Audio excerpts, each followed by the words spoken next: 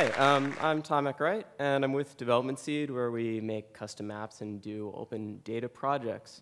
And I'm here to talk about offline mapping, which is an interesting area because mapping has grown up with the internet, so it's kind of grown up dependent on the internet. But the truth is that in a lot of NGO situations, there isn't such a thing. So what we've been working on is maps on a stick. And on a stick, as in you can put it on a USB stick, you can put data on a USB stick, and you can plug it into a really crappy computer, and it will work.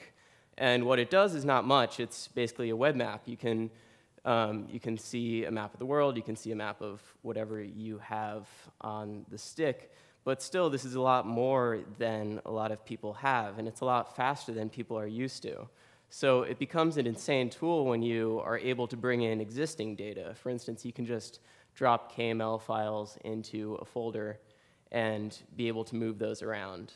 And you can render new tile sets and be able to move those around. So the emphasis is really on existing data.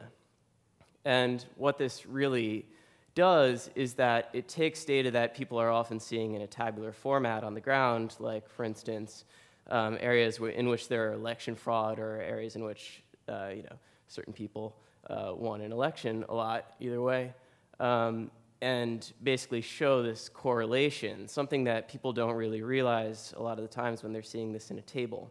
It's that really simple push that can make you give an argument to somebody who's actually on the ground, who's actually making decisions, which makes a gigantic difference for a lot of people.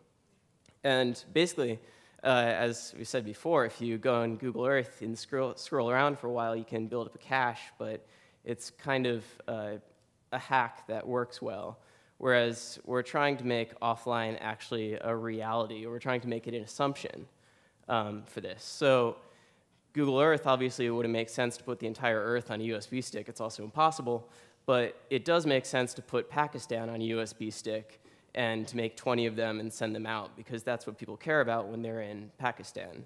And it makes sense to put in things that other people don't care about, like military grid reference system coordinates, which certain people use on the ground. And it's really hard to find a map of these, but it's actually surprisingly easy to make a map. And it's surprisingly easy to add extra functionality to this because it's all open source and it's built essentially like a web page. Sorry if this reveals the fact that I'm a software developer, but that side's easy to read. And so also on the open data side, it's really interesting how so many people are creating geotiffs, but a lot of times it's like, you have a geotiff, and what do you do with it? Do you load it into ArcMap on a netbook? It doesn't really make sense.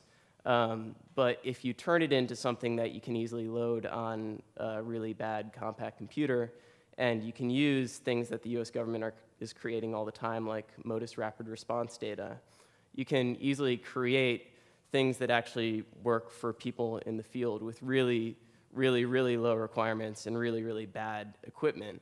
So that's the reason why we're building really tiny software, is that this doesn't really do stuff like the whole mobile offline syncing yet, because we're thinking about needs first and about like technology kind of second.